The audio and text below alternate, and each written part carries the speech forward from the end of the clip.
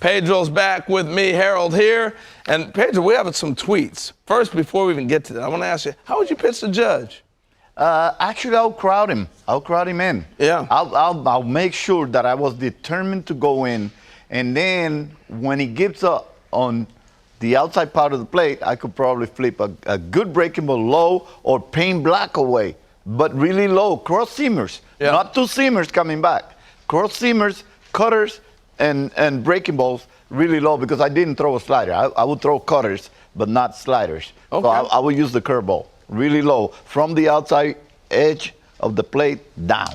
Well, we got tweets pouring in when Adnan said, hey, tweet Pedro. What are you thinking, Adnan? All right, here we go. Here's a question we have come in. Tell us which batters, past and present, you want to the Hall of Famer to share with, and we appreciate all that. How is it playing every hitter? Here's the first guy, Tony Gwynn. Wow, what a tough how do you face Tony Gwynn?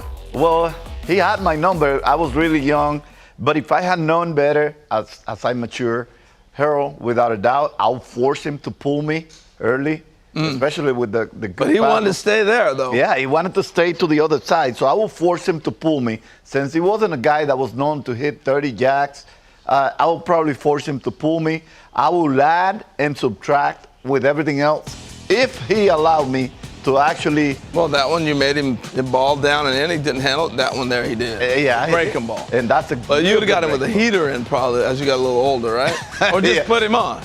Because I have some people on base, and most likely the guy that will get a hit of me will be Tony. You had a no-hitter going that game, right? No, that wasn't the game. Oh, that wasn't it? Okay. I pitched 9 perfect, and then I ended up giving up a hit on the changeup. You guys had 35 ABs, man. That's pretty impressive. All right, one of your good friends you played with, Manny Ramirez, maybe one of the best right-handers hitters of all time. How would you have faced Manny? Well, I normally wanted to set some of the stuff early away because I knew Manny was a taker, but then I'll go up and in a lot on Manny. And since he had the big leg kick, normally those guys become vulnerable to changeups. And I was able to do that. I was able to run the 2 seamers into Manny, did not allow him to feel comfortable at any point. And then once he saw that I was determined to be in, those good hitters, you have to just let them know that you, at any point, could come in. I'll go and settle for the outside. You're a big believer. Like, we've watched the numbers of fastballs drop. It used to be 60%, 70%, 80%. Now we're down to like 40, 30%, some guys, of fastball. Unbelievable. And they don't throw that ball, the fastball, in here anymore. No. It seems to be a way. That was your philosophy, right? Was that would you still throw a lot of fastballs in this generation? I would, yeah. Especially nowadays with the uppercut that these guys have. I was going to ask you, this swing right here, when I'm watching, I don't see how they can hit an inside fastball consistently. And not up either. And I was really good at, keeping the ball up and locating that, and also keeping it in the inner part of the plate so that you didn't lean over to the black away, which I was a master. That's where I was a master. Here, I used to my advantage. And most of the time, if you went to swing at those fastballs in here or up in the strike zone, you were doing me a favor because I wanted to make my living on the black away. And I was really good at hitting that black away. Yeah. But after I had you convinced that you shouldn't be leaning. Right. No, I like it. All right, one more tweet. We're going to see what we got here. What hitter is next? Kyle Schwarber. Now, with the Phillies, you saw him in Boston a little bit with the Red Sox, but obviously in the American League for a long period of time before that. All right, what you got with Mr. Schwarbs here? How would you pitch him? I hate to undress this guy because this is one of the nicest guys in the big leagues, and I love him dearly. But this guy is an enigma hitting. That sounds weird, doesn't it? You got to explain that to me. This guy is one of those guys that you can never show like one pattern. And if you go deep into the count with him, he'll figure it out. The better he gets and the most dangerous he gets. So this guy will be a guy that I would back and forth with whatever pitch you decide to go.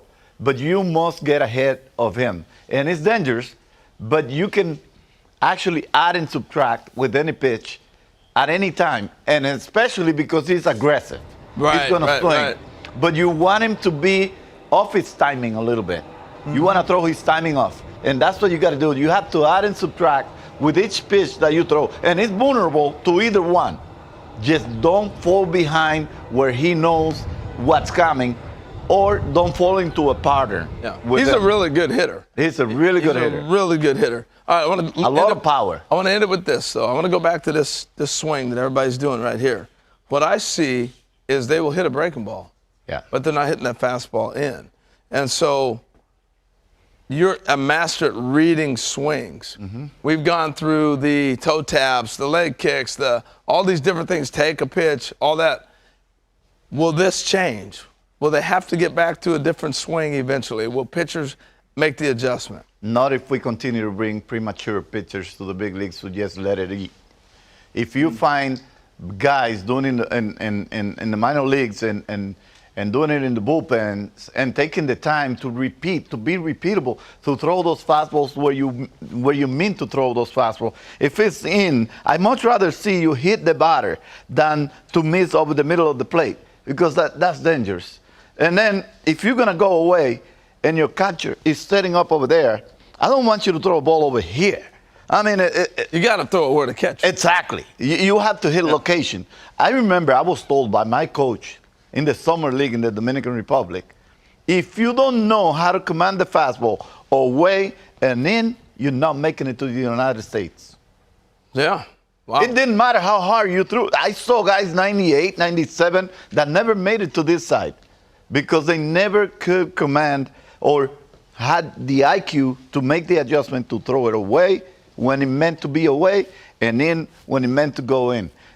As far as we have premature pitchers coming up and just throwing hard but not knowing where it's going, a lot of mistakes are going to happen here, and a lot of those barrels are going to find fastballs, mistakes, and sometimes hanging breaking balls because they just don't practice enough, they don't repeat enough, and they don't command enough. If they are able to command the fastball and on up, down, in and out, then they're going to have to make the adjustment.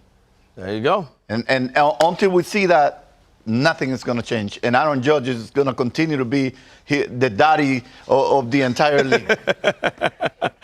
Hey, Adnan, who's your daddy? Seriously.